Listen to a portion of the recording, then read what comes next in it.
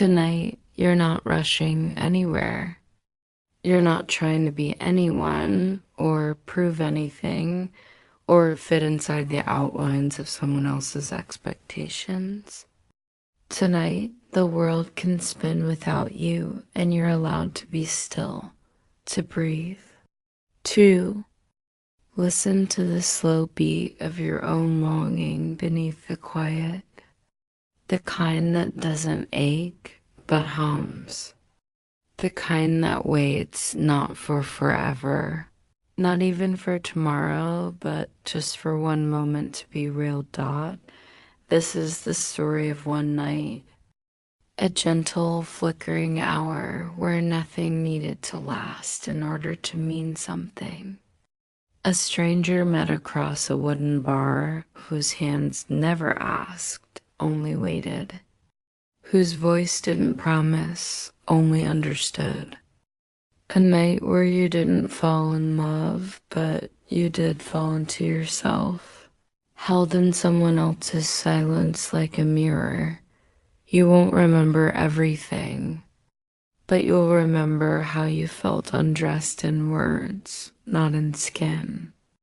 And that may be for the first time in a long while, someone saw you and didn't look away. So breathe, let the edges blur, let time fall away. You're not going anywhere. You're simply slipping back into a night you didn't plan, but somehow needed. And it begins. Here, you didn't plan to stay long. Just one drink, maybe two. The kind that warms your chest, not your heart. The kind you hold in your hand so you have something to do when you don't feel like saying much. It had been one of those days that presses against you, not hard, not sharp, just constant. 100 small things piling up like dry leaves at your feet, and for some reason, it was all you could do not to cry in line at the grocery store or on the walk back to your car. The evening air was heavy with summer humidity, and the scent of late roses still blooming along a half-forgotten sidewalk. And you weren't looking for company, just the hum of soft lights and low music, and the comfort of being anonymous for a while. You found the bar by accident. A narrow storefront tucked between a laundromat and a darkened art supply shop. No sign above the door, just a soft, golden glow bleeding out from behind the window glass, like the inside was exhaling something safe. You stepped in without thinking, too hard, without checking reviews or scrolling through photos. The wooden door gave with a sigh, and inside it was quiet, almost reverent, like the hush in a church where no one prays out loud anymore. There was no crowd, just a few scattered patrons, a man in a ball cap nursing a whiskey, a couple playing with the condensation on their glasses, and behind the bar, him. You saw him before he saw you, though, in truth, you weren't sure if that's how it went. Sometimes it feels like being noticed is a physical thing. You step into a room and something shifts, like the air catches its breath, like someone is seeing not just your face, but something behind it. That's how it felt. He looked up from wiping a glass, eyes steady, not sharp or appraising, just ... Present, like he was already listening, even though you hadn't said a word. His sleeves were rolled up, forearms dusted with light hair, and his apron was tied carelessly, like he'd been doing this long enough not to fuss with it anymore. There was nothing remarkable about him at first glance, and yet you found yourself. Looking again, you slid into a seat near the end of the bar, not too close.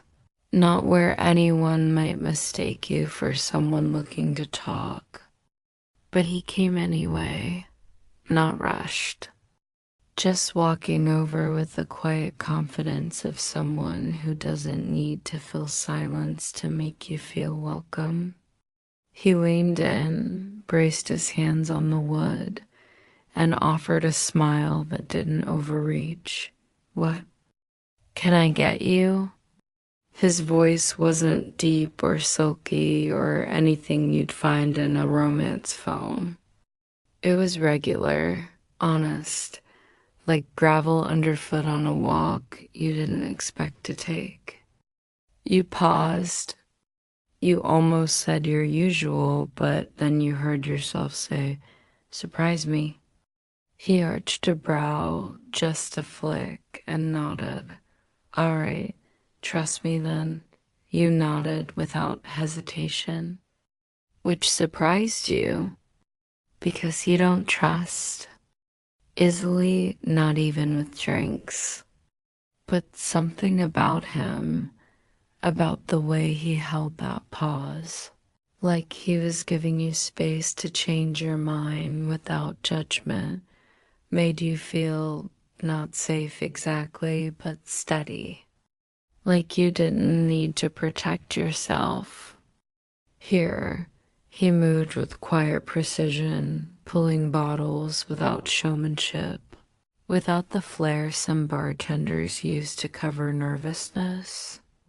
He poured like someone who had learned to listen to what people don't say, a twist of citrus, a slow stir, a final touch of something you couldn't name but could already smell warm, earthy, floral. He placed the drink in front of you, not with flourish, but with care. Like he was giving you a gift, not a transaction. You took a sip, and it stunned you. Not with sharpness or sweetness, but with how exact it was. How it tasted like the inside of the evening you've been carrying around, like lavender on an old sweater, like oranges remembered from your childhood, like something gentle you hadn't felt in a long time. You looked up and he was already watching, quietly curious. "You like it?" he asked, not expecting praise, just wanting the truth. You nodded. "It's exactly what I didn't know I needed." His smile deepened, not smug, not flirtatious, just warm. That's my favorite kind to make. You don't know how long you sat there after that. Long enough for the ice to melt slightly. Long enough for the hum of conversation to rise and fall around you like waves you didn't have to swim in. He didn't hover.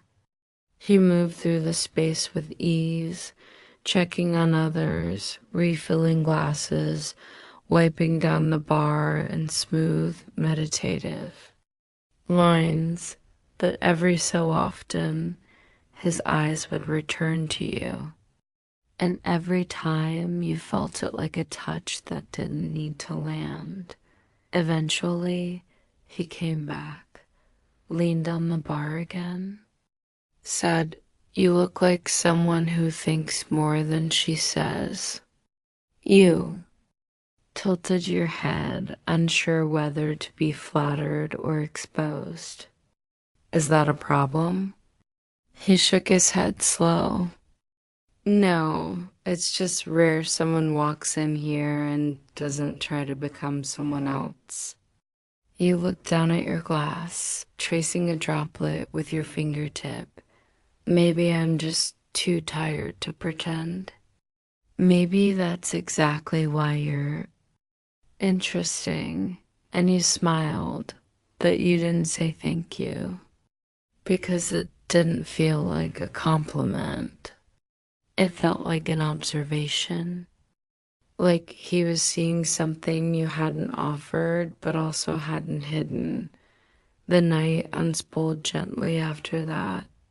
You talked, but not in the way people talk to impress or seduce. You talked about things that didn't require backstories. The smell of rain on hot pavement, whether silence is heavier before a storm or after, favorite songs you don't admit to liking. He told you the story of how he started bartending by accident, how he fell in love with the way people unfolded after. 2 drinks and the right lighting. You told him about a poem you'd written in high school and never shown anyone, about the strange comfort of airport terminals at midnight, and the way your mother used to hum while cooking with the windows open.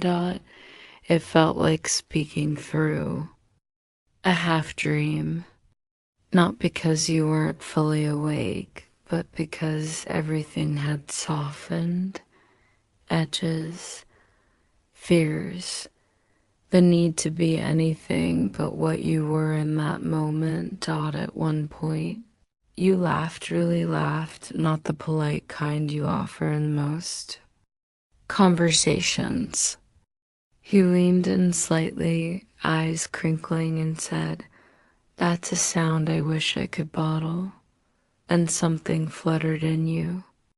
Not love, not yet, but attention. Real, focused, undemanding attention. And you realized how rare that had become. Not being watched, but being seen. You finished your drink.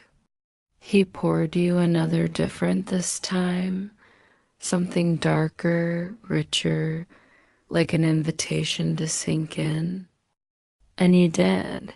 You weren't thinking about the time, or the future, or whether this meant anything.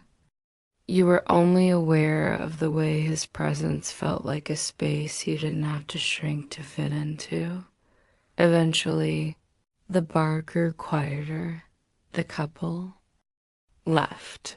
The man in the cap paid and nodded to the both of you. It was just you and the music and him now. And still, he didn't rush you. He wiped a glass slowly, the same one he'd picked up 30 minutes ago. And when your eyes met again, something unspoken passed between you. Not flirtation, not suggestion. But understanding. And then he said, in a voice that didn't try to persuade, I close in 20. And you nodded. Because you weren't ready to go either. There's something tender about being watched the right way, not as spectacle, not as object, but as a presence. A person, a pulse beneath skin, not a pose. That's how it felt when he poured your drink, not flashy or mechanical, but like each motion came from a stillness he carried within himself. Like he wasn't just making something for you to hold.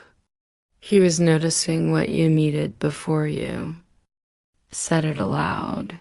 You remember the way he reached for the bottle?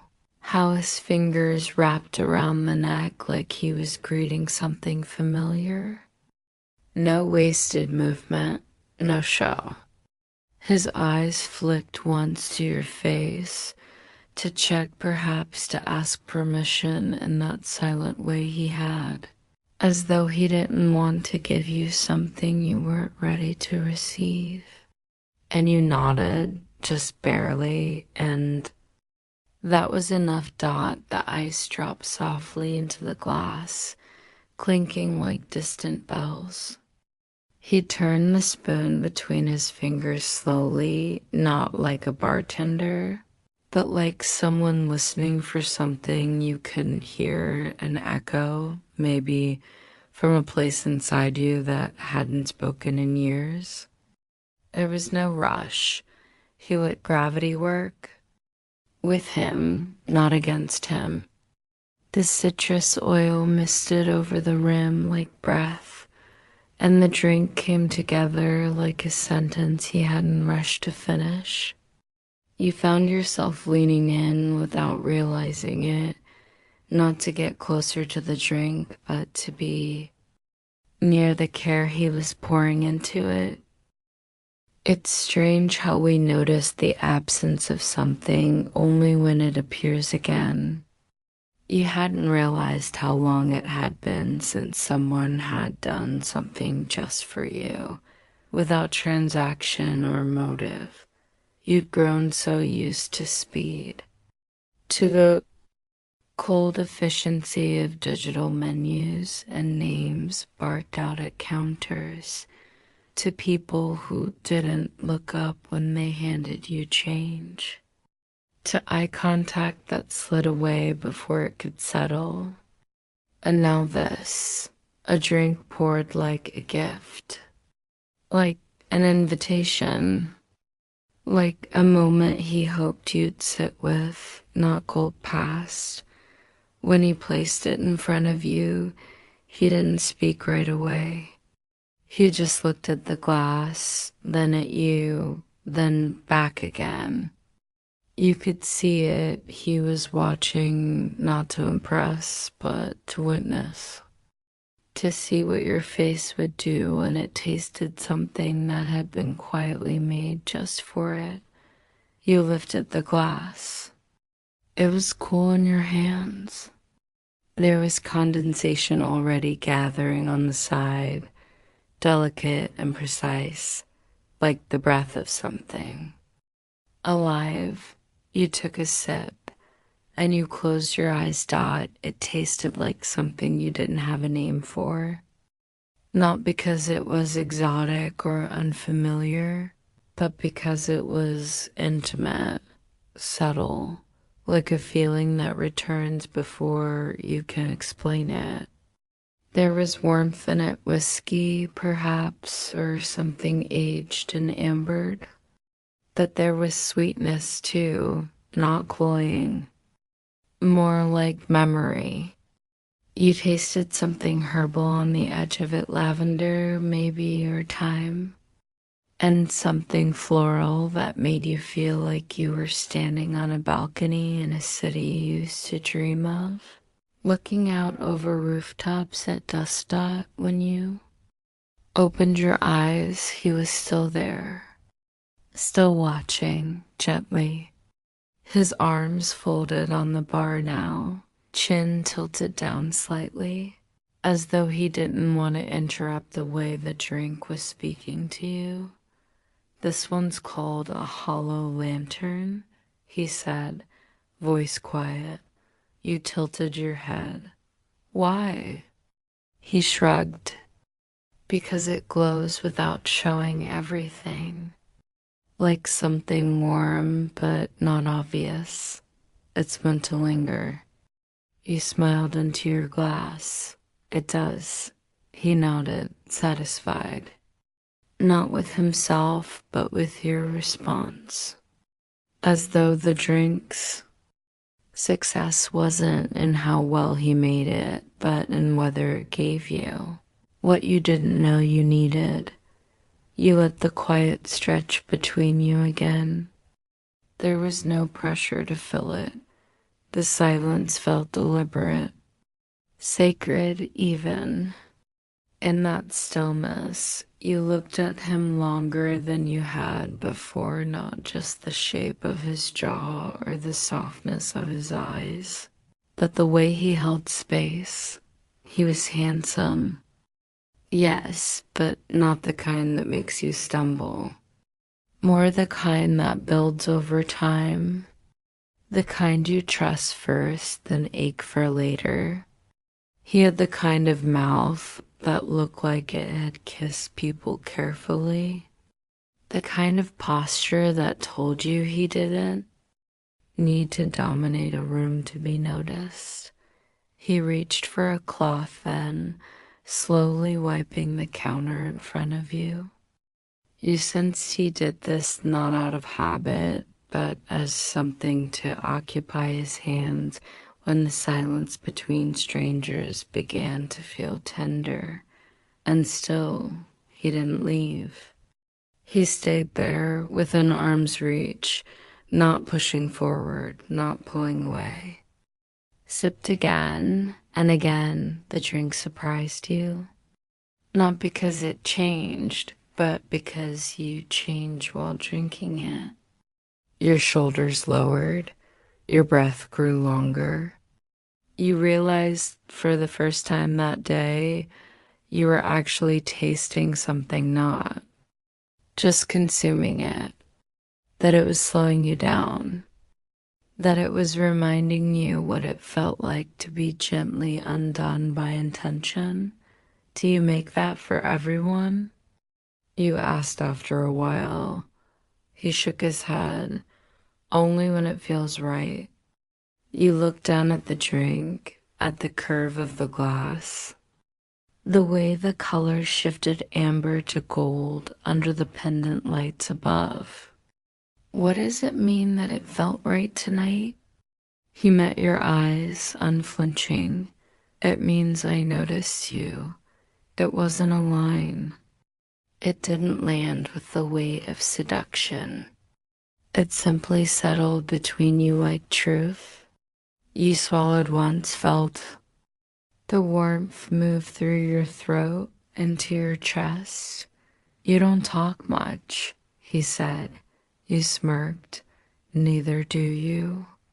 He chuckled soft and low. Yeah, but I'm working. You're here to disappear, I think. You turn the glass in your hand. Is it that obvious? It's not a bad thing. Some people shout when they want to be invisible. You walked in quiet. That's how I knew you were worth making something for. You didn't reply. You didn't need to. Instead, you let your eyes drift back to the drink, then across the room. The other customers had thinned out. The couple was gone. A few quiet people remained in corners, whispering over final sips. It was close to closing time.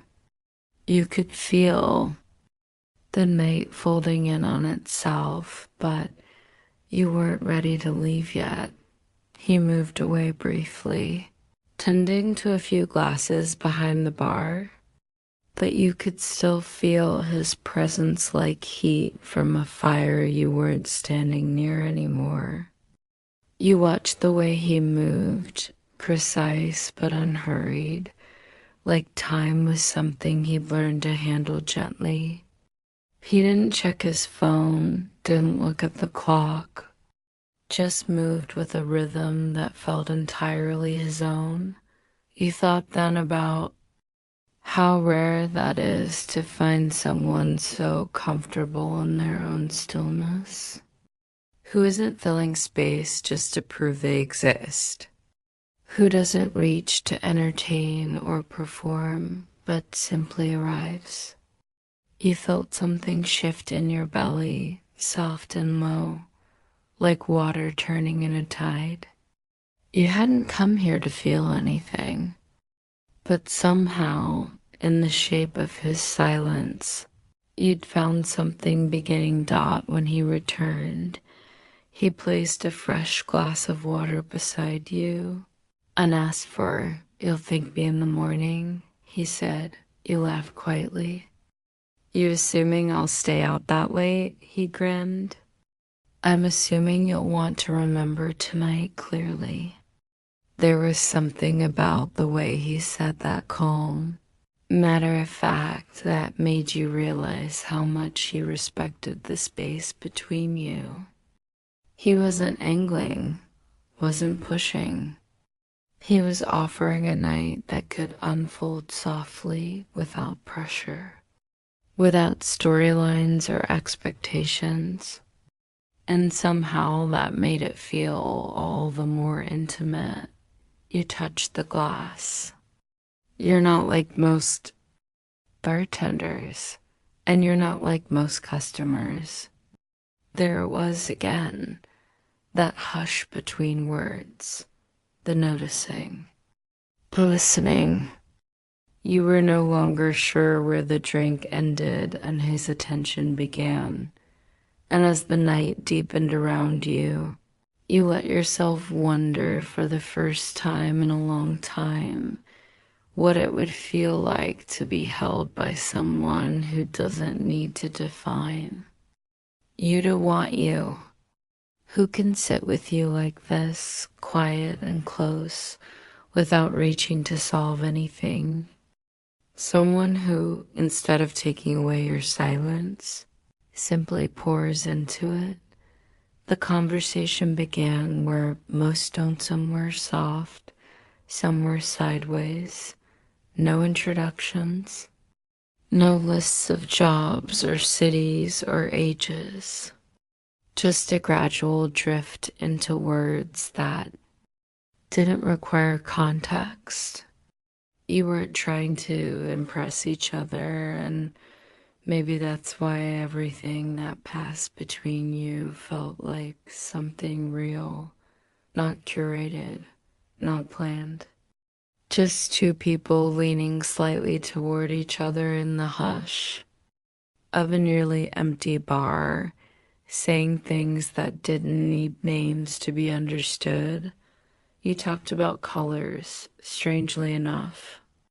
Not favorite ones, no. That would have felt like a personality quiz, but about the color of memory. About how autumn isn't really orange, it's more the color of goodbye. How midnight blue doesn't feel cold when it's wrapped in candlelight. How some cities seem to have their own tint, like Paris is always dusk, and New York smells like steel and red. He listened without rushing. When you spoke, he didn't interrupt or wait for his turn. He just tilted his head slightly, like each word you offered held something precious inside. He asked what color your childhood would be. You thought about it carefully and said, the green of hose water in summer when it hits hot pavement and smells like everything's okay. He smiled at that. Mine would be the yellow of old photo albums. You know, that paper that's gone soft at the corners, and it went on like that. Not deep, exactly, but not shallow either. Just real, like sitting in a warm bath of words you didn't need to explain. You told him about the way your grandmother used to sing while peeling. Oranges, how the scent of citrus always makes you feel like you're 5 years old and safe again. He told you he once spent an entire week reading nothing but the back of wine bottles, trying to teach himself to taste poetry and things no one else notices. You didn't ask if he lived alone. He didn't ask if you had someone waiting. It wasn't avoidance, it was reverence. A quiet decision to let the moment exist without framing it. Like if you touched it with too many facts, it might disappear. And that made the space between you even more sacred. At one point, he reached across the bar, not to take your hand, but to offer you a lemon rind. He held it out like a secret. Here, he said, press it between your fingers. Then smell. You did. The oil burst soft and sharp into the air, a tiny explosion of brightness. You laughed, surprised. It's like the first page of something. He leaned on his elbows. Exactly. And somehow that moment became the blueprint for all the ones that followed. You didn't realize how close your bodies had grown until your arms brushed, and neither of you moved away.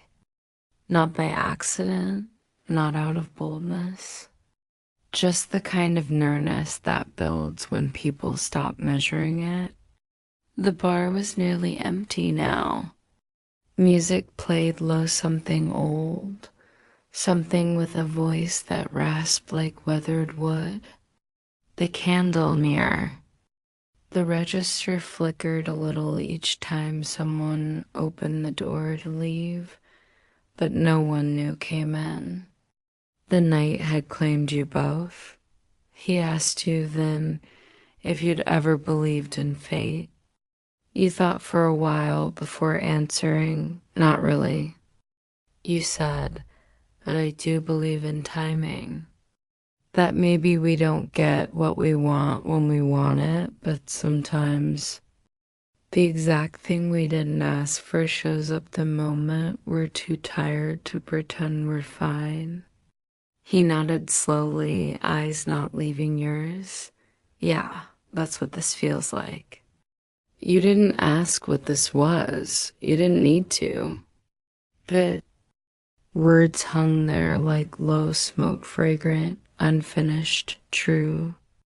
It wasn't about defining the moment. It was about honoring it. You were two people orbiting the same stillness, neither pushing closer nor pulling away, and somehow that was more intimate than any kiss. You talked about dreams, not ambitions, not resumes, dreams. He told you he used to think he'd be a writer, that he once spent 2 months living in a tent on a beach, trying to write a novel he never finished. You asked him if he regretted giving it up. He said no, the dream shifted, but the story's still in me. Sometimes it whispers. Sometimes it shouts. You told him that you used to dance. Not professionally. Just in your room, late at night, when the world felt too loud and your body needed to speak in a language that didn't require words. You said you missed it. He didn't ask why you stopped. He just said, you should try again. Even if it's just barefoot in your kitchen, and that felt like love. Not romantic love, not yet. But the kind that sees you without asking you to prove anything. The kind that reminds you that your softness isn't a weakness.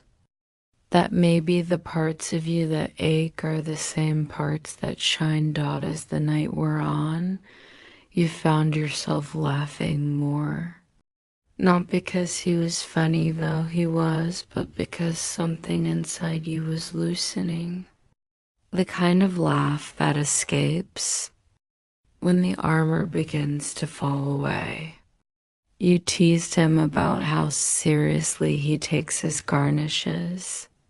He grinned and defended them like small works of art. You joked that he probably names his cocktail shakers.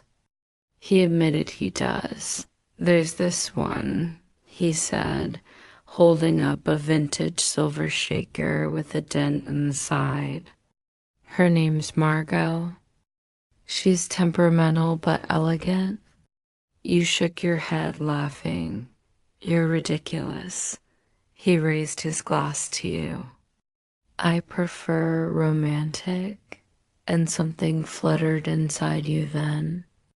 Not the wild rush of infatuation, but the quiet swell of being understood. You looked at him, not just his face, but the way he existed in the space, how he filled it without crowding it. And you realized you hadn't thought about your phone in over an hour. Hadn't wondered if anyone needed you. Hadn't felt the need to check out of the moment. This was the kind of conversation that left fingerprints on your ribs. The kind you remember in pieces. Not because of what was said, but because of how it made you feel. Held. Free. Noticed you were leaning in now. Not just physically, emotionally, spiritually. You were stepping into a closeness that asked for nothing but your presence. And you were giving it fully. He glanced at the clock then, not to rush you, but to mark something. Almost closing, he said softly. You nodded, eyes still on him. I figured. And then came the silence, not awkward, not heavy, but full. A silence that said, I'd like more time with you. A silence that asked, will you stay just a little longer? You didn't say yes. You didn't have to. You finished your drink slowly. Let it linger on your lips. Let the warmth of it follow the shape of your chest as you breathed in. And as he walked away to turn off the open sign, you knew something had changed. Not dramatically, not loudly, but fully. You hadn't talked about where you lived, what you did, who you were in the daylight, but you had shared the deeper things, the soft, curved spaces most people miss in their rush to categorize. You'd shown each other a glimpse of the soul behind the smile, and maybe, just maybe, that was the most honest thing you'd done in a very long time. There's a particular stillness that settles in a room just after it closes. A silence that isn't empty but full of everything unsaid, everything felt, everything suspended in the in-between. That's what you sat in now, elbows resting on the bar, hands curved around the ghost of your glass, heart quietly watching the clock tick past the hour as if time had given up trying to pull you forward. The open sign had been switched off. The front door was locked. The few other guests had already left with coats shrugged on and goodbyes murmured, and the bar now belonged only to the two of you, as though the night had narrowed its focus and chosen you for its final scene. He didn't tell you to leave. He didn't make a show of cleaning up or flicking the lights brighter in that soft, closing time way meant to nudge stragglers out the door. Instead, he finished stacking the last of the chairs on the tables, wiped down a few corners of the counter with a cloth that had already done enough work tonight, and returned to stand just across from you. No separation, just breath and the quiet knowledge that this moment wasn't about closing anything. It was about letting something linger. The music had faded into low hush, barely audible now, some piano piece slow and aching in its softness. And the only other sound was the gentle tick of the wall clock and the occasional creak of old wood as the bar settled into night. You didn't say anything, and neither did he. Words felt unnecessary, like intrusions into a silence that had begun to feel sacred. The kind of silence that holds a question suspended in its stillness. Now what? You tilted your head slightly, fingertips tracing the condensation ring left by your last drink. It had almost dried, but not completely. A faint outline remained, like memory, like evidence of something real but already gone. You looked up at him then. He was watching your hands, not in hunger, not in longing, just witnessing, with the kind of attention that doesn't demand response, only presence. I should go, you said, finally, but your voice didn't move. It just sat there in the air, weightless, without conviction. You weren't sure if you meant it. He didn't answer right away. He stepped back slightly, leaned against the back bar, arms folding loosely. You could. You smiled at that. Not at the answer, but at what he didn't say. There was no please.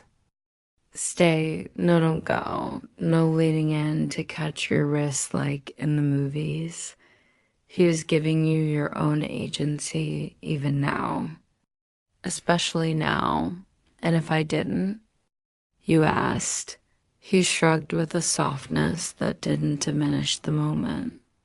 Then we're just two people in a quiet room, not pretending the night has to end. You nodded, and the silence returned. But it wasn't awkward. It wasn't even waiting. It was just resting, like the evening had finally exhaled. And in that space, you let yourself really see him, not the bartender, not the man who made you the perfect drink, but the one who had sat with you in stillness, who hadn't tried to fill the air with cleverness, who hadn't asked questions he didn't deserve answers to, someone who had simply let you be. You shifted on your stool, the leather squeaking slightly beneath you. Do you always stay this long after closing? He shook his head. Not unless there's a reason. You didn't ask what the reason was tonight. You already knew, or rather, you felt it. This quiet didn't belong to every customer. This intimacy wasn't part of the job. It had unfolded slowly, gently, like a thread pulled loose from the edge of something tightly wound. Walked back toward you then, slowly, not looming, not imposing. He stepped a foot from you, leaned forward with his hands on the bar's edge, eyes level with yours. Can I ask you something? You nodded, heart thudding a little harder, not with fear, but with that familiar flutter of being seen. Why? Did you really come in tonight? The question landed soft but deep, like a pebble dropped into still water. You let it ripple. You could have answered in a dozen casual ways.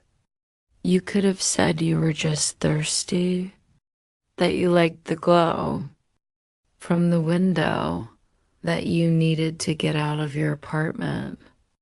But none of those were true in the way this night had unfolded. So instead, you met his eyes and said, without decoration, because I didn't want to go home feeling invisible again. He didn't flinch, didn't blink. He just nodded once deeply. Then I'm glad you came here. And something settled between you like a promise without shape.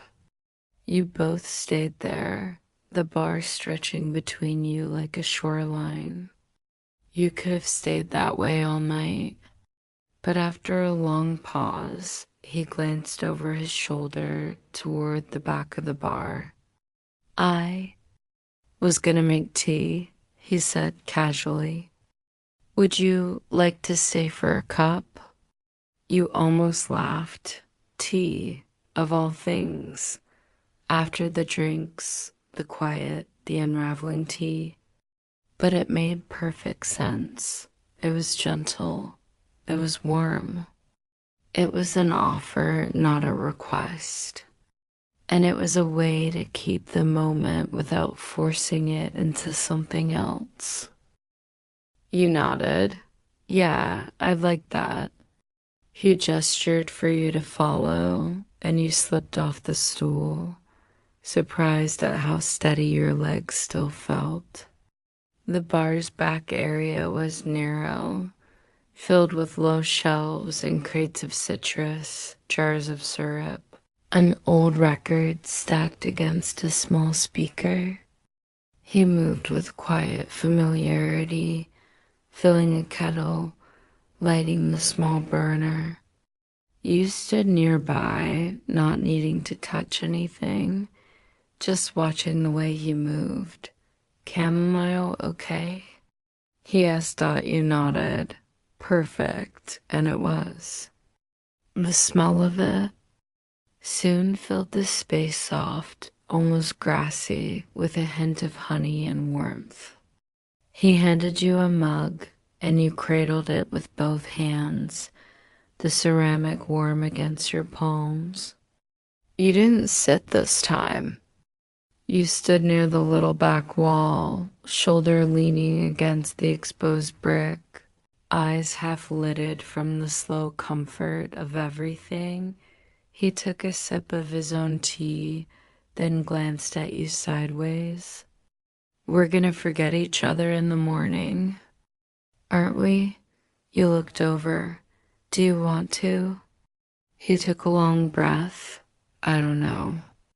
But I think some nights are meant to stay inside the night. You nodded.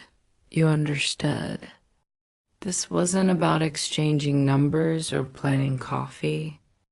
It was about letting something rare be what it was, unframed, untouched by the future. You were both here. That was enough. You finished your tea slowly, let the warmth linger even as the cup emptied. And when you finally looked back toward the front of the bar, you saw the clock again. It was late, very late, but time had bent. Tonight, time had softened. I should go, you said again. He didn't stop you, He just walked with you to the front door, unlocked it quietly, held it open like the world on the other side wasn't quite ready for you. You stepped out into the hush of the street.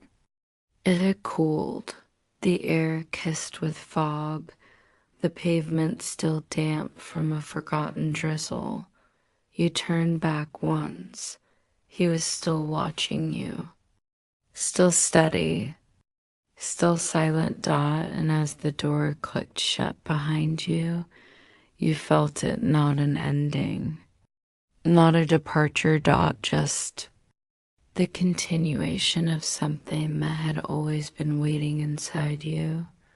The street was mostly empty when the door clicked shut behind you, but it didn't feel lonely.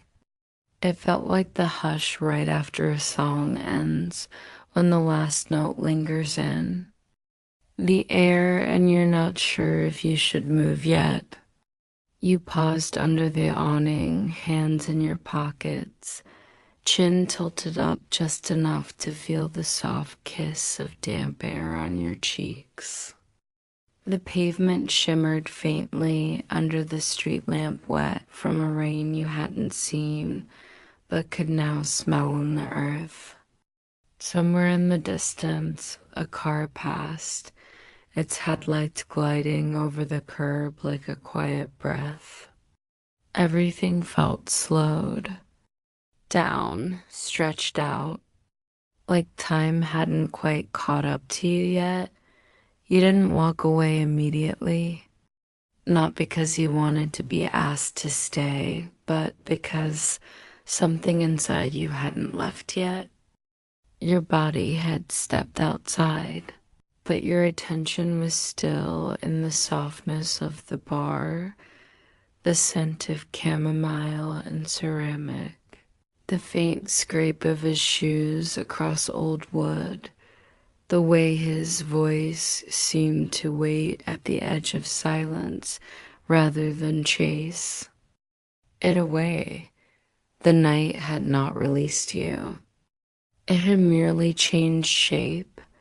There was something tender about standing there like that, alone in the afterglow of intimacy that had not asked for a future. You weren't used to endings without guilt or apology. So often we're told that moments like this must lead somewhere, must become something. But tonight there had been no pretense of permanence, only presence. And now, standing under a halo of streetlight, you realized how much of your life had been lived inside moments you didn't fully inhabit. But this one, you have lived inside. This one completely. When you finally did start walking, your steps were slow, not sluggish, just deliberate, as though you were trying not to disturb the imprint the night had made across your skin. Your shoes whispered against the sidewalk. The wind curled gently around your wrists and ankles. Every sound, the rustle of trees, the faint hum of a distant neon sign, the soft sigh of your own breath felt magnified, as though the world had grown quieter to let you keep listening to the echoes inside you. You passed a bakery with its chairs stacked behind the glass, a bookstore asleep in dim blue light, a corner deli with its gate halfway drawn.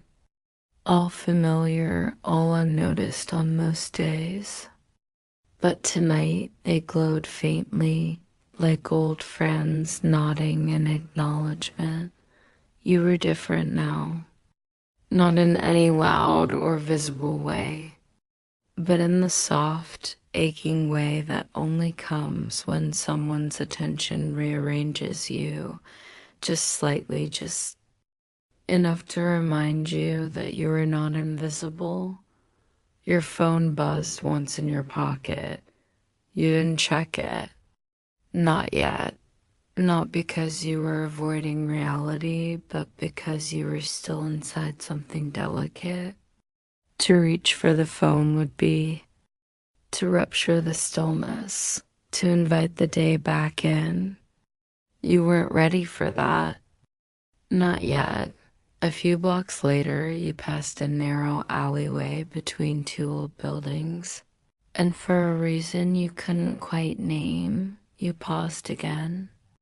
It wasn't remarkable, just brick walls, a puddle or two, the glint of a trash can lid catching. Light, that it reminded you of something. A dream, maybe? A city you once visited where the air smelled like stone and oranges. You leaned against the cool wall, one foot resting on the edge of the curb, and let yourself feel the quiet weight of everything. You thought about his hands, the way they had poured, wiped, reached. You thought about the way he never asked for your story, but still made room for it. You thought about how many people in your life have looked at you, but never really seen you. And how strange, how wonderful, how rare it is to be noticed by someone without being claimed by them. He hadn't asked for your number. You hadn't offered yours, not out of pride. Not out of fear, but because some nights are meant to close gently, like a book whose last sentence doesn't need a sequel. And yet, you hadn't only walked away, you'd carried him with you, folded into the hem of your silence, tucked behind the softest part of your ribs. You weren't holding on to hope or building a fantasy. You were simply letting the feeling breathe, letting it stretch out across the inside of your chest like warm sunlight over rumpled sheets. A moment is allowed to matter even if it doesn't become anything more. You started walking again, slower this time, as if the night itself had become part of your bloodstream. And as you passed an old church with its lights off and its bell, silent, you found yourself whispering something you didn't expect. Thank you. It wasn't for God, Dot. It wasn't for him. Either not exactly, Dot. It was for the night, for what it had allowed, for the way it had opened, not with declarations or desire, but with softness, with stillness, with attention so precise it felt like being held without arms. When you finally reached your building, the familiar click of your keys against the front door felt both grounding and faintly surreal, as if you just returned from somewhere further than your feet had walked. The hallway lights buzzed faintly. The elevator was slow, and you didn't mind. You watched your reflection in the metal doors, not critiquing, not adjusting, just seeing yourself. And behind your eyes, there was something new. A hush, a glow, the ghost of something beautiful that had touched you without leaving a bruise. Inside your apartment, the air was still. You took off your shoes, shrugged off your coat, and stood for a moment in the quiet. The room felt different.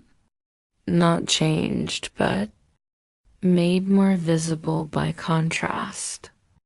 Like the light you'd been sitting in had followed you home, folding itself into the corners, whispering across the furniture. You didn't rush to brush your teeth or check your phone. Instead, you poured yourself a glass of water and stood by the window, fingers wrapped around the cool glass. Outside, the city glowed its soft neon lullaby. Somewhere, someone else was finishing their night, washing makeup from their cheeks, kicking off heels, letting their day fall away.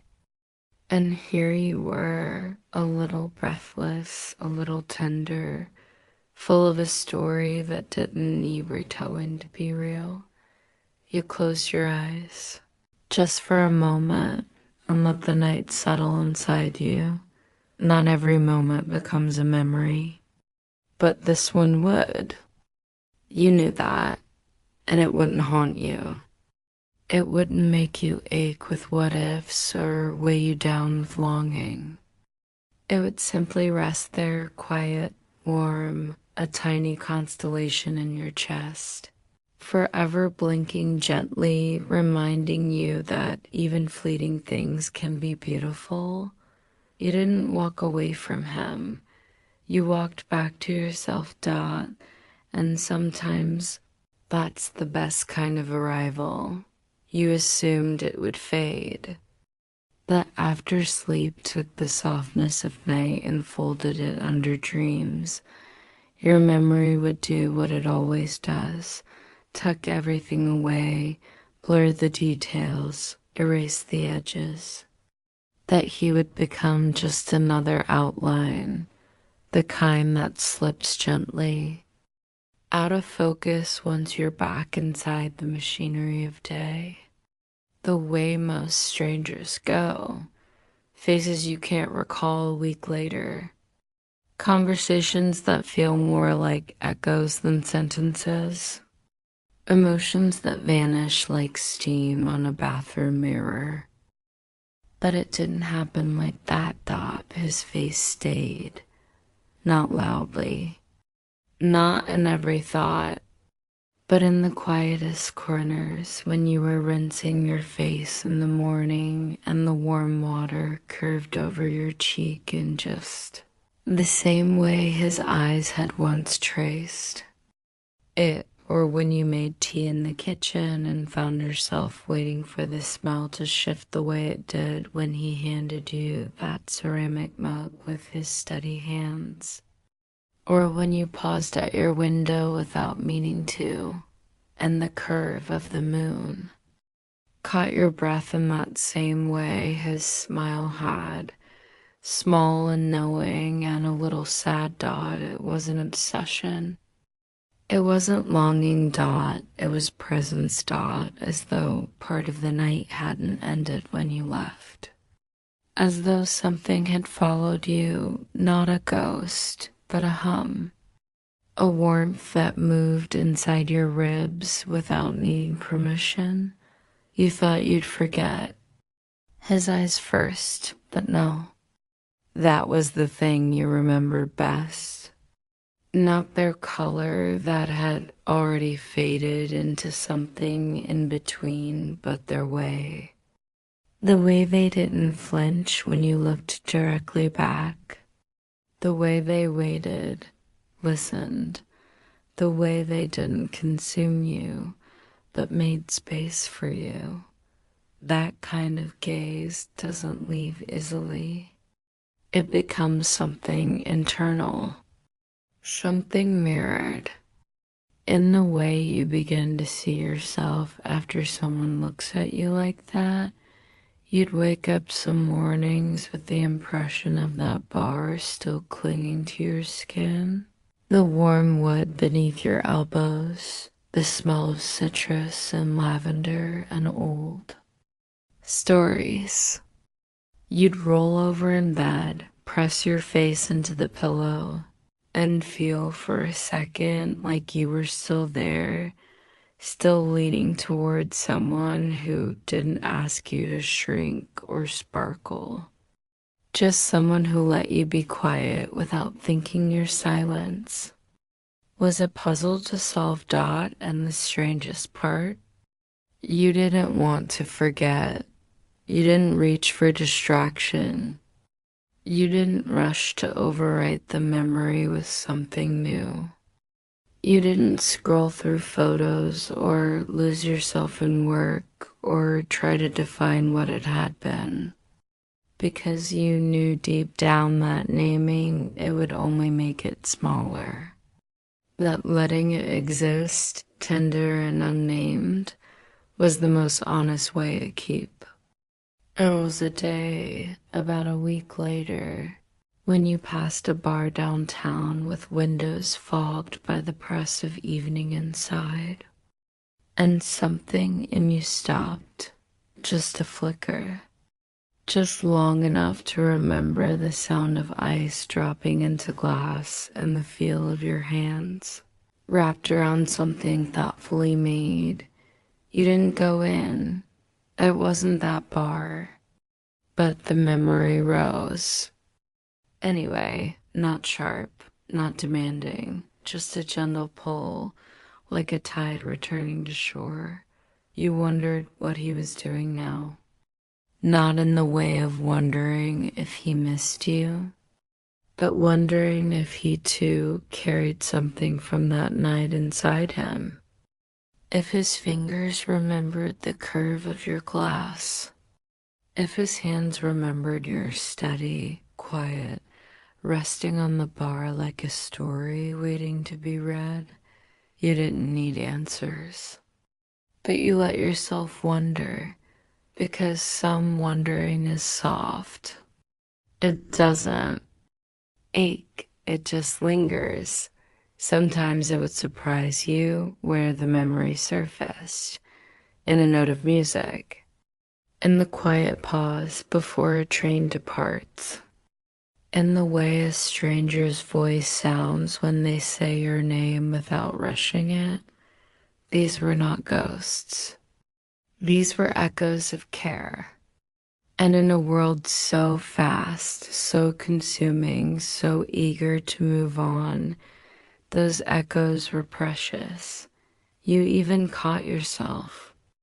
Once, weeks later, telling someone there was this bartender dot dot dot, and then pausing, smiling, choosing not to finish the sentence because how could you explain it? How could you tell someone that a night without a kiss, without a promise, without a single forward question had meant more to you than most of your defined relationships? That someone who never asked where you worked or what you wanted from life had, with one perfect drink and one long look, made you feel more real than anyone else had in years? You couldn't, so you didn't. You kept it for yourself, not as a secret, but as a sanctuary dot, and in that space, something shifted in you. You stopped chasing people who talked louder than they listened. You stopped shrinking your silences to fill theirs. You stopped saying it's fine when it wasn't, because now you had proof that someone, somewhere, had looked at you without needing anything in return, had seen you in stillness and chosen not to turn away, and so his face stayed with you, not as a picture, but as a feeling, a softness in your chest when the world rushed too hard. A breath that came easier when you remembered how his didn't try to match yours, only rest beside it. That night didn't teach you something new, dot. It reminded you of something ancient, dot, that love, real love, doesn't always arrive with fireworks or plans or declarations. Sometimes it shows up in a quiet room, in the way a stranger makes you tea, in the hush between sentences, in the shape of someone who doesn't try to fix you or name you, but simply sees you entirely and stays long enough to let you know you matter. When something like that happens, you don't forget their face, because their face isn't just a face anymore, dot. It's a reflection of the part of you they helped you uncover, the part you hadn't visited in a long time, the part that still believes in connection, that asks for nothing but truth, dot. So no, his image didn't fade, dot. It softened, it settled. It became part of your breath, dot, and every time the world feels too sharp, too loud, too fast, you return to that face, and you remember what it feels like to be looked at with calm, quiet awe. You hadn't planned on saying anything. Not with your lips, anyway. Not with the kind of words that wrap themselves around vulnerability and hold it up to be examined under the white glare of intention. You'd spoken so much already that night about colors, about memories, about music that makes your chest ache, but still, there had been so much you hadn't said. Because you didn't need to. Because some part of you understood in that dim and golden room that the most honest things you were offering him weren't shaped from syllables. They were shaped from the way you looked at him, dot. It's strange. The kind of language that grows between two people who are paying close attention. It doesn't obey grammar. It doesn't announce itself. It just slips quietly into place, like the way your eyes soften when his hands moved, or the way he looked at your mouth only after you'd smiled, not before.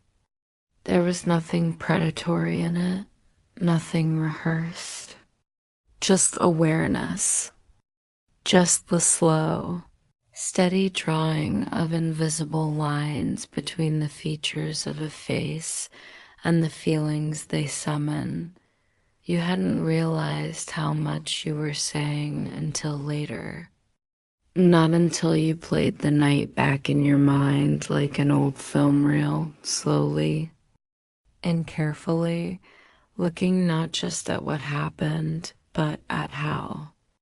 Not just at what you said, but what your eyes had done while you were saying it, because they had done so much more than you thought.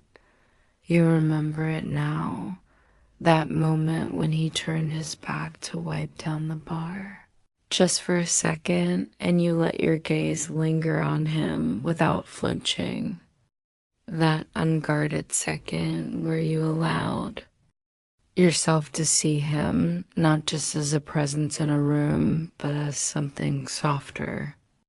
As a person built of hours and ache and unspoken questions.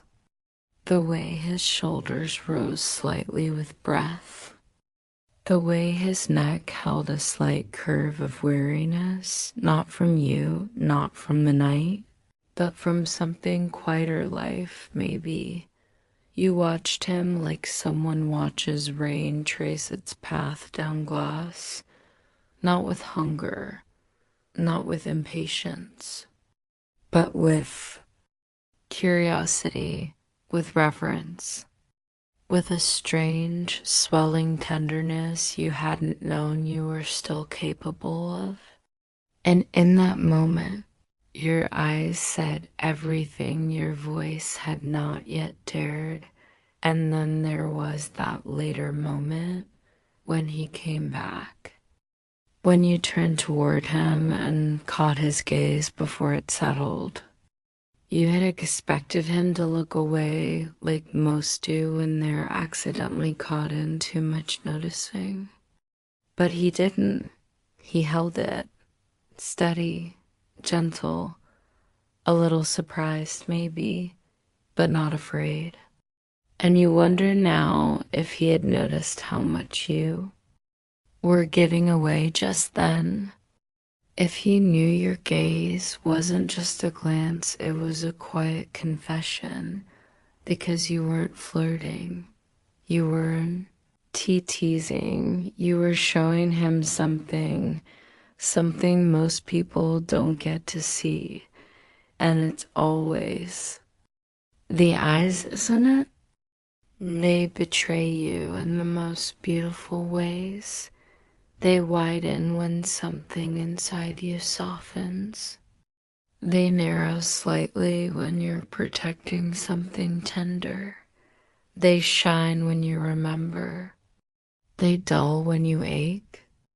And when they find someone who listens, without reaching, who looks back without asking, they shimmer.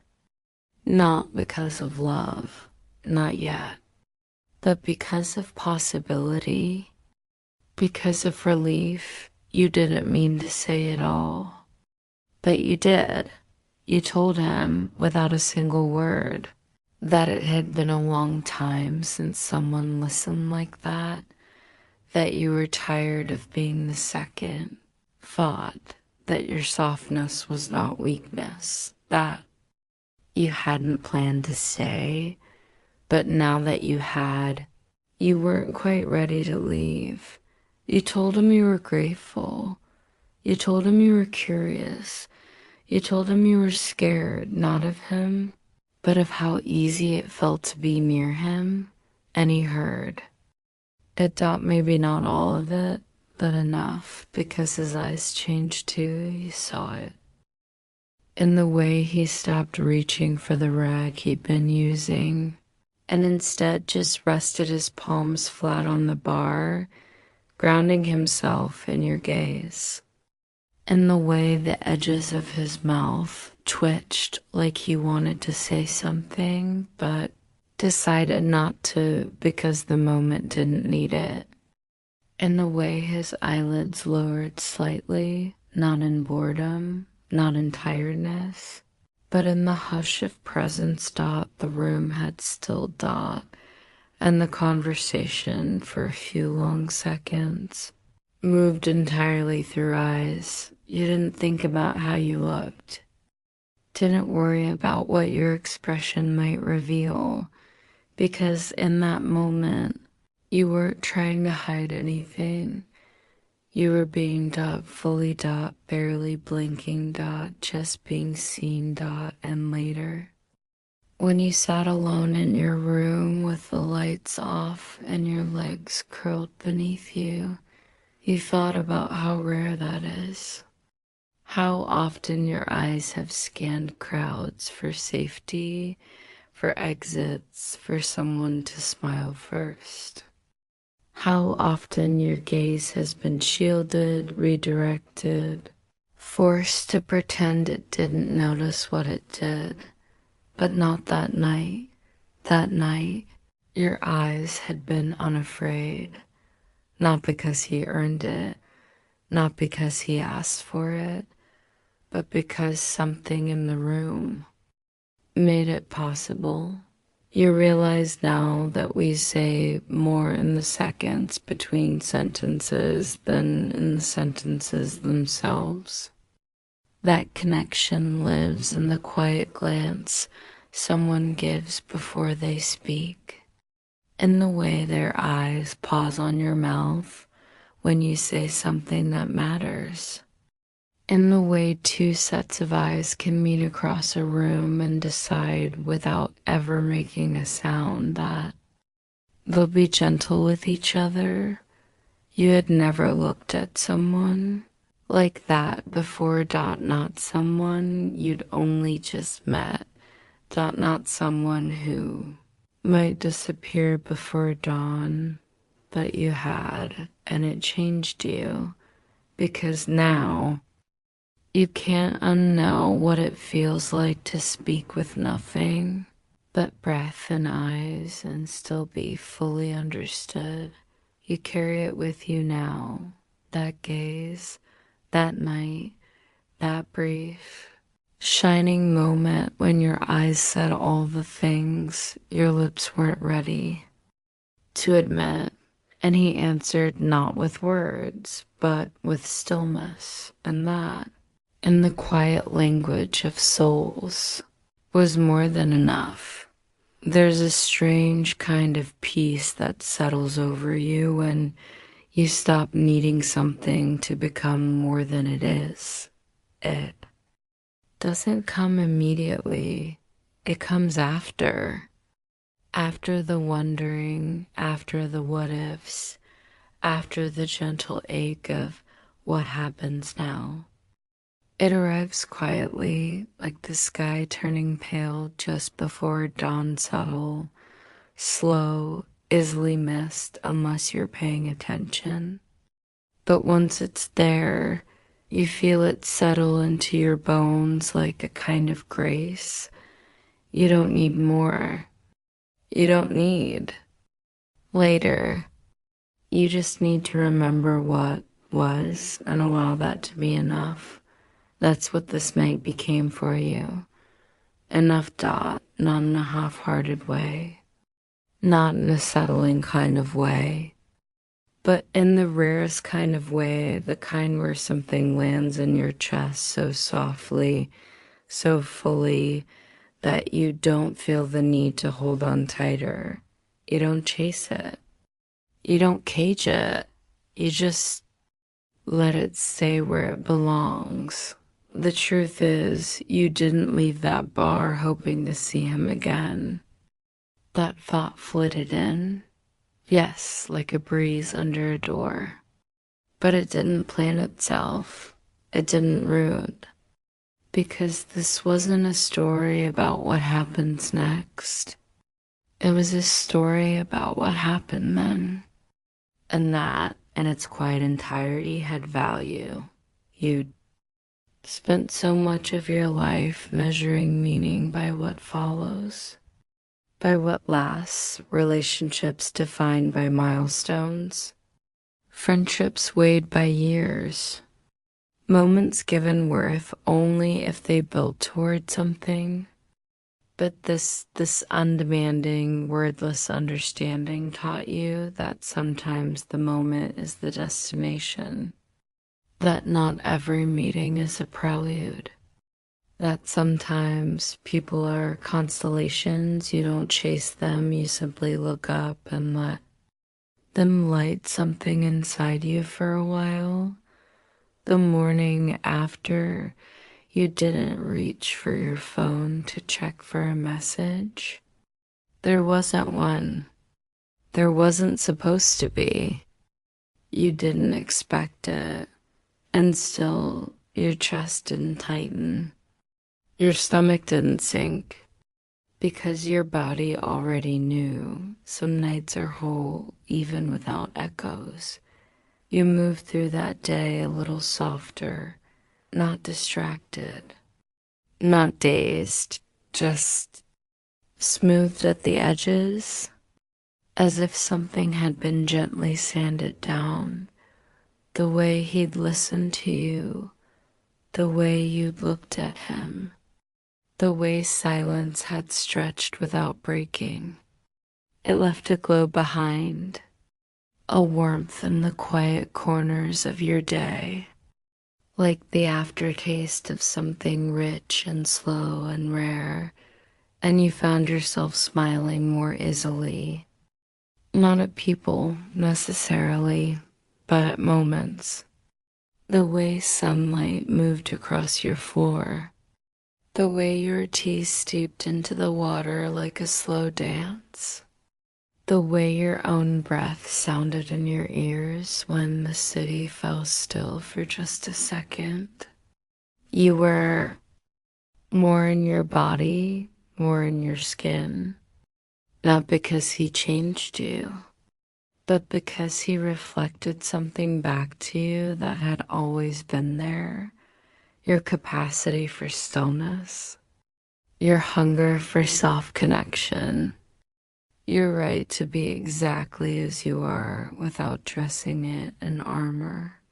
You kept that night in your chest like a secret garden, a place to return to when the world got sharp again. You didn't water it daily. You didn't tend it like a wound. You just let it grow in its own wild, quiet way. You remembered the things that didn't get said and how they didn't need to be. You remembered the space he gave you to think between sentences. You remembered the look in his eyes when you told him something small and true, and he didn't try to make it big or dramatic. He just nodded and let it be. The night wasn't romantic in the way the world tries to sell romance to you. There were no grand gestures, no sweeping music, no promises. Just a shared drink, a shared gaze, a room where the air itself seemed to understand that something unspoken was being honored. And for once, that was enough. You stopped needing a story to have a continuation to be considered meaningful. You stopped asking every soft thing, but what does it mean? You let yourself believe that beauty doesn't require permanence, that some connections are comets burning bright, brief, and unforgettable, not because they lasted, but because they lit something in the dark. People will ask you about love. They will ask about relationships. They will talk about timelines and futures and stability. And you will nod and understand and maybe even want those things too.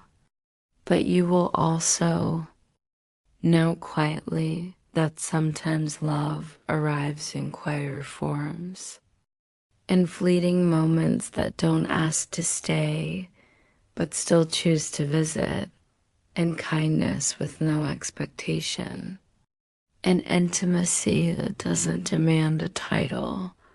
You'll remember that night when someone rushes you, when someone tries to make you fit their pace. You'll remember what it felt like to be unrushed, to be looked at not for what you could become, but for what you already were. And you'll learn to wait for that again, or to create it for yourself, because you know now not everything has to go. Some word out, some things just are. Some people pass through you, like music you hear from another. Room melodies you can't quite name, but still hum days later. They leave you changed, not in direction, but in depth. And that night, it made you deeper. It reminded you that you could feel that much in a single evening. That trust can bloom even when the light is low. That presence, real presence, is rarer than anything else. And that's why it mattered. Not because he followed up, not because he stayed, not because it led to anything, but because for one night you were fully seen, and for once you didn't flinch. There is something strange about what you remember and what you don't. You didn't give him your last name, not because you were guarding something, but because the moment never asked for it. And he didn't give you his either, though you could probably guess. You had seen the curve of it on the edge of a receipt near the toe, faint ink, and the beginning of a signature, but you didn't ask and he didn't say, because names weren't the point that night. What mattered was not what was written beside you, but what was unfolding between you. You sat across from each other without the weight of biographies. You didn't start with resumes or family trees. You didn't list your favorites, your fears, your birthplaces or signs. And yet, by the end of it, he had a better map of you than most who knew how to pronounce every syllable of your full name. You told him other things instead. Truer things. Things that don't always make it into introductions. You told him about the first time you felt invisible in a crowded room, about a song you can't listen to without crying, about the way you sometimes stare too long at strangers in airports because you're trying to guess who they're waiting for. You told him how sometimes you feel heavy for no reason, and how other times you float right out of your own life. And he listened, not the kind of listening people do when they're waiting to speak, not the kind of listening that's laced with advice, but the kind that feels like stepping into a warm bath, full body attention, gentle curiosity, no interruptions, no rescue. You didn't even mean to open up. It just happened. Because the room was quiet, because the tea was warm, because he had that look about him, the kind that doesn't beg for secrets, but makes you want to lay them down anyway. You told him about the time your heart broke and how the grief didn't roar, it dripped slowly like a faucet left just barely open. You told him you still think about someone you haven't spoken to in years, not because you want them back, just because they shaped you in ways you're still trying to understand. You didn't plan to tell him these things. They weren't rehearsed. They rose out of you like breath in winter air, visible only because the night was just cool enough to make your warmth seen. And he didn't recoil. He didn't blink. He just kept listening, like each word you spoke was a piece of a puzzle he had no intention of solving, only holding. You didn't plan to tell him these things. They weren't rehearsed. They rose out of you like breath in winter air, visible only because the night was just cool enough to make your warmth seen. And he didn't recoil. He didn't blink. He just kept listening, like each word you spoke was a piece of a puzzle he had no intention of solving, only holding. And even when you went quiet, even when your gaze dropped to the rim of your glass or your fingers found something to fidget with, he didn't rush in to fill the silence. He let it stretch, let it breathe. He sat in it with you, not needing you to smile or soften or explain. He gave your silence the same attention he gave your words, Dot. It was in that stillness you said the most, because when someone lets you not talk and still stays close, you feel more known than 1,000 conversations ever could make you. You told him the small things, too, that you hate when people honk for no reason, that you love the sound of a dishwasher at night, that you once got lost in a city on purpose just to see how long it would take you to find your way back, and somewhere between the small things and the heavy ones, you gave him a picture of yourself that felt more complete than anything your social media or your CV or your past lovers could describe. You gave him the feeling of you, and you never told him your last name. And that's the strange thing, because we're taught to build connection by checking boxes. First name, last name, hometown, job, age, sign.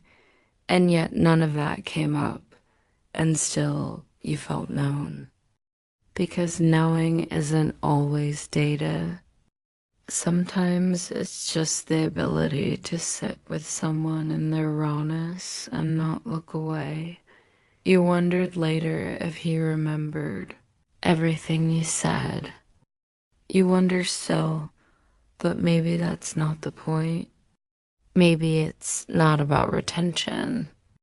Maybe it's about the fact that in that moment, he was present enough for you to say it in the first place. And even now, when people ask you why that night mattered, why someone whose number you never saved still lives somewhere soft in your chest, you think of that. You think of how he saw you, not through the facts of your life, but through the shape of your voice, through the hesitations in your speech, through the tremble in your laugh when you talked about your childhood home, through the fact that your eyes kept drifting toward the candle, the way you wanted your thoughts to glow without burning. He didn't know your last name, but he knew your pain. Gentleness taught your particular brand of wonder. And isn't that more intimate? Isn't that deeper? Isn't that what we're all hoping for when we let someone in? Not that they memorize our details, but that they feel our essence.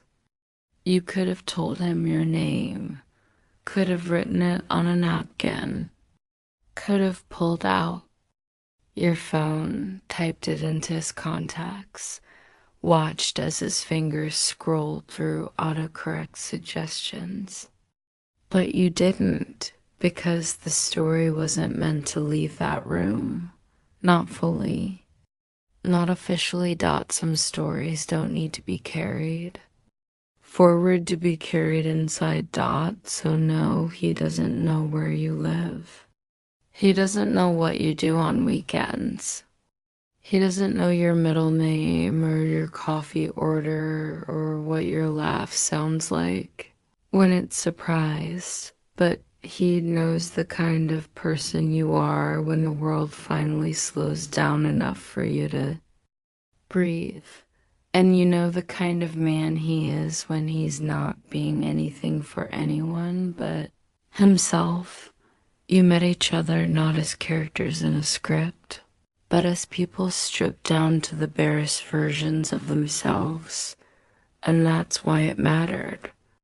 Because of names, but because of knowing you'll never really know. And that's the quiet truth that hums beneath everything, the not knowing. Whether what you felt that night was mutual, whether the silence between you carried the same meaning for him as it did for you, whether he walked home with your presence, lingering behind his ribs the way he lingers in yours.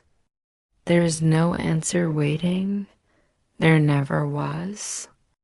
And strangely, that's okay, because something deeper took root in you, something that didn't need his echo to survive, something that wasn't waiting for confirmation.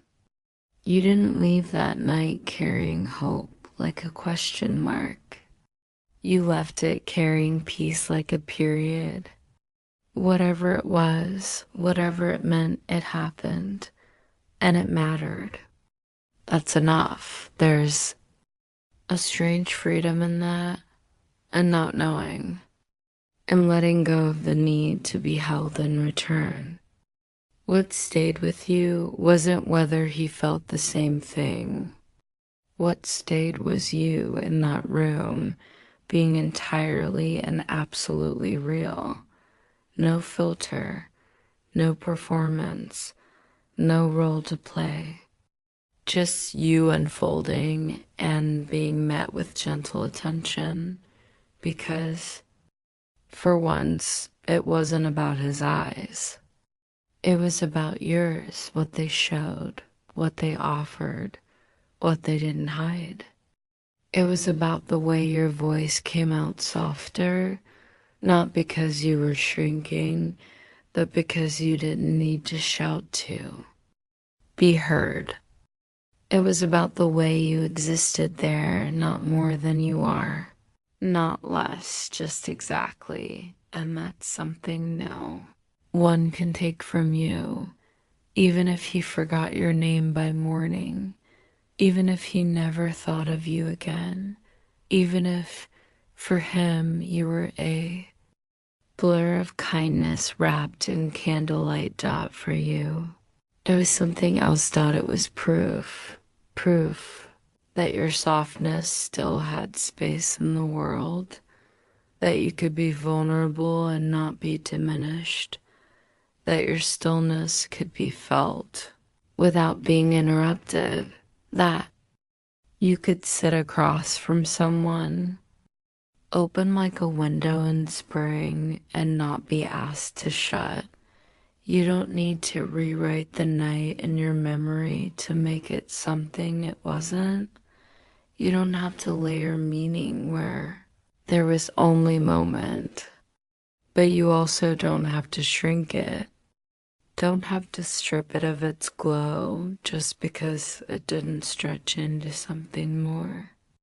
Some moments are allowed to be entire worlds without ever becoming lives, because something in you shifted, and whether he felt it too is no longer the point. The point is you did. And when the world gets too fast, too loud, too cynical, you'll return to that knowing. You'll remember that someone saw you, and you didn't have to reach across the table, didn't have to perform longing, didn't have to explain your softness like a defense. You just had to be. And for a few quiet hours, That was more than enough. You'll sit with friends months later and hear them talk about love, about relationships, about the ache of being misunderstood. And you'll sip your drink and quietly think, but I was understood. Once, even if only briefly. Even if by a man whose name you never typed into your phone, and it will make the difference.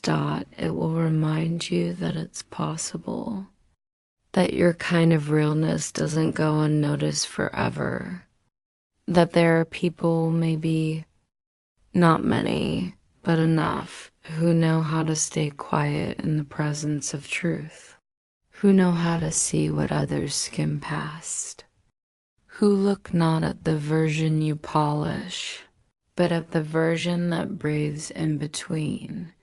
You don't need to know what he felt, because what you felt was enough to build a memory that still holds light. You remember how you crossed your arms on the table at one point, not defensively, but gently, almost like you were holding yourself in. And how he noticed, not by commenting, but by mirroring you. Folding his arms too, resting them on the wood, not to mock, not to probe, but to meet you where you were. You remember the moment you told him you hate small talk, and how he just nodded, and then changed the subject, not to something heavier, but to something real. The way the ocean sounds when you're not on land, whether grief has a taste, why certain people always feel like home, even if you never lived in them. You remember the quiet warmth in your chest when he listened, not leaned in dramatically, not staring wide-eyed for effect, just listened. His attention wrapped around you like a coat you didn't know you needed. And whether he carried that moment with him after or not, whether he told anyone, whether he smiled later at the memory of you, you'll never know. But you don't need to, because some moments are not shared symmetrically.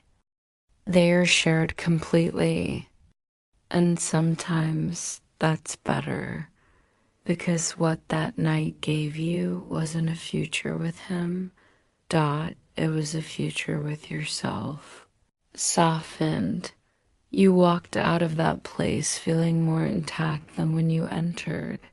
Not because he fixed anything, not because he promised anything, but because he made space. And in that space, you returned to yourself. Maybe he did too.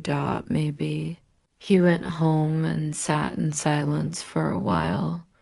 Maybe he looked out his window and remembered the way your eyes lit up when you talked about loneliness, not as a sorrow, but as a landscape. Maybe he even thought about texting you, but realized he didn't need to, because maybe, just like you, he knew this wasn't about forever. It was about truth, and sometimes truth lives best in single evenings, wrapped in flickering lights, poured into warm drinks, spoken quietly by strangers who, for a moment, are no longer strange. Follow or even return to, but someone you met in that soft in-between space where the walls fell down and the light came in slantwise. Someone who didn't point you toward a destination, but quietly reminded you of where you already were. That's what it felt like. Looking at him across the bar that you were, for once, entirely inside yourself, not spiraling into the past, not projecting into the future, but just dot there, present, breathing, unfolded. And the strange part, he didn't say anything profound to bring you to that place. He didn't compliment you, didn't coax you, didn't try to make you bloom. He just stayed, looked, listened, like a mirror does. There's a kind of magic in that, a rare kind, because mirrors don't tell you who to be. They don't ask questions, they simply reflect. And when someone holds still enough to let you see yourself, not as performance, not through judgment, but as you really are, that's a kind of intimacy that lingers long after their voice fades. You remember how your hands moved that night, slow, thoughtful, pausing on the rim of your cup, tracing the grain of the bar, tucking hair behind your ear. All the small gestures you never think about, and he watched them, not in a hungry way, not in a way that made you shrink, but in a way that made you realize you'd never really watched your own hands move like that before. Like you were painting something invisible, like your body was trying to speak gently on your behalf. He didn't interrupt. He didn't rush you toward clarity. He just reflected back your presence calm, unfiltered enough, and maybe that's why the night stayed with you. Because it wasn't built on potential or desire or future plans. It was built on recognition. He didn't try to become anything for you. He simply let you be you, and somehow that let him show you yourself, not the curated version, not the guarded one, but the one that emerges only when you feel absolutely safe. You wonder now if that's what love is, sometimes brief moments of reflection so clean and so gentle that you remember who you are underneath. Everything the world has tried to make you carry. Maybe that's why you didn't need to know his story, his full name, his ambitions. You weren't there to collect data. You were there to rest, to speak, to notice. And to be noticed in return, it makes you think about all the people you've met before who never looked at you long enough to see what was beneath your careful sentences. The ones who reached for your body before they understood your silence. The ones who asked about your goals but never your stillness.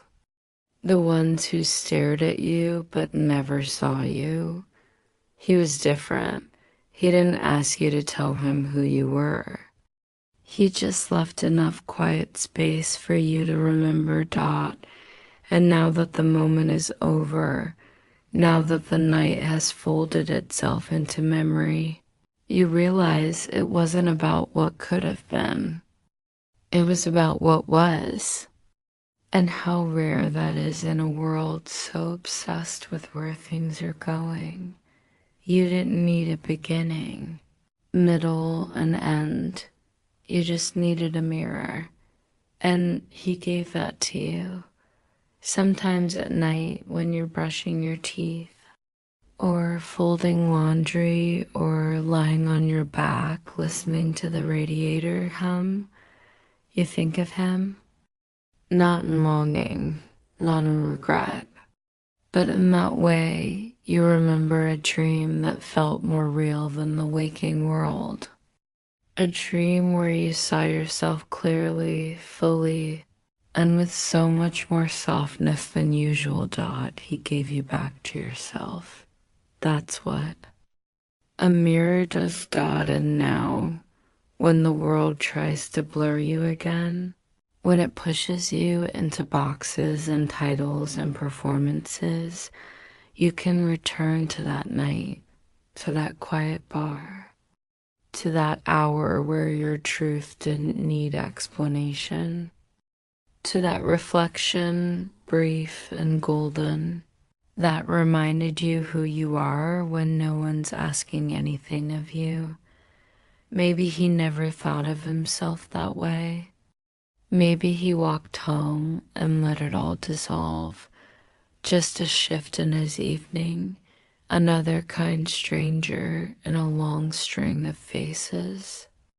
Maybe he never knew what he gave you, but mirrors rarely do. They just reflect what's offered, and that's why you don't wish for more. Don't ache for another chapter.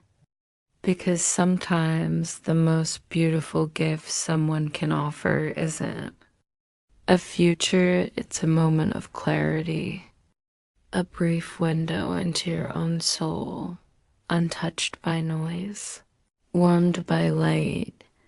Maybe he was never meant to walk beside you. Maybe he wasn't a door. Maybe he was just a window, and maybe that's all you needed. Ceiling above you isn't remarkable. It's off-white, faintly cracked in one corner, kissed by the golden glow of the bedside lamp left on too long. But tonight, it feels like sky.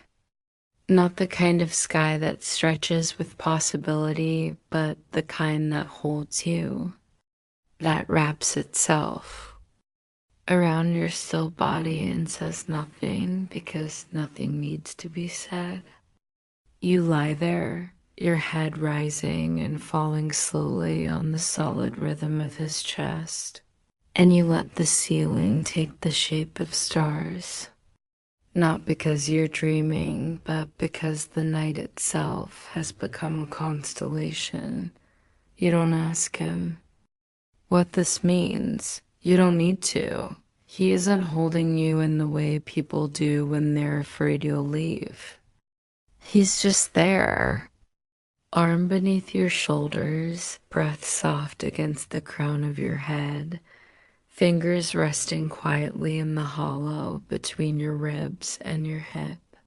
There's no grip in it, no grasp, just contact, just warmth, just two bodies cooling.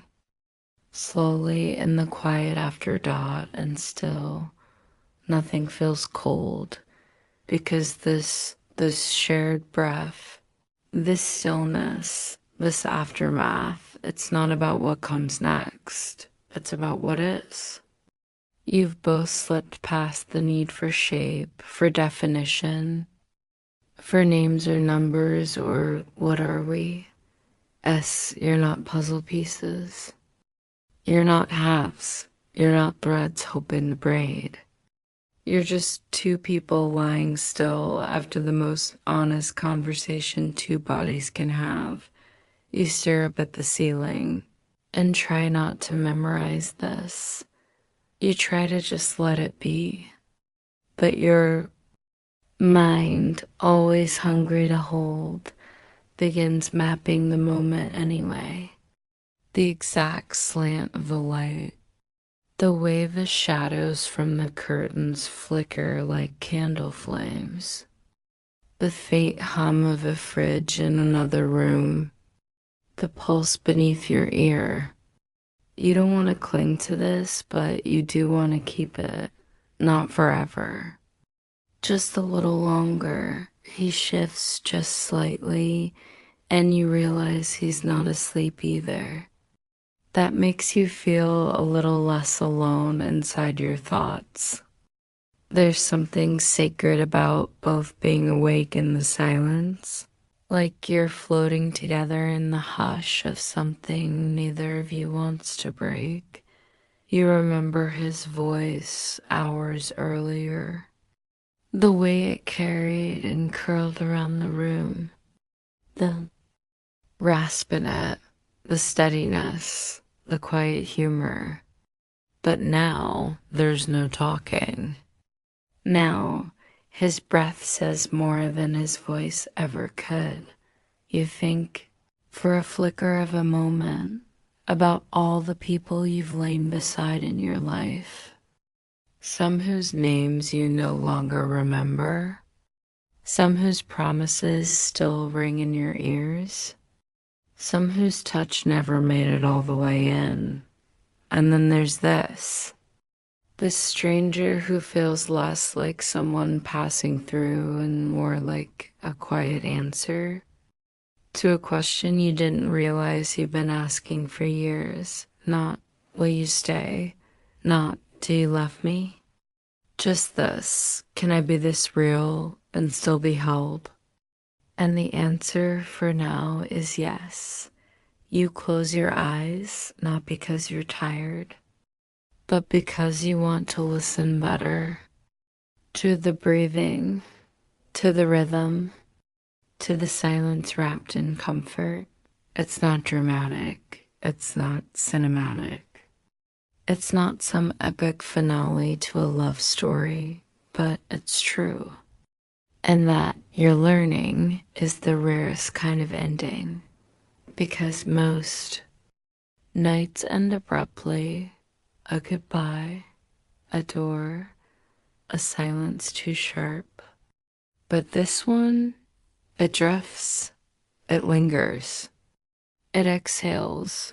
You think about the way he kissed you, not hungrily, not hurriedly, but like he was afraid to break something.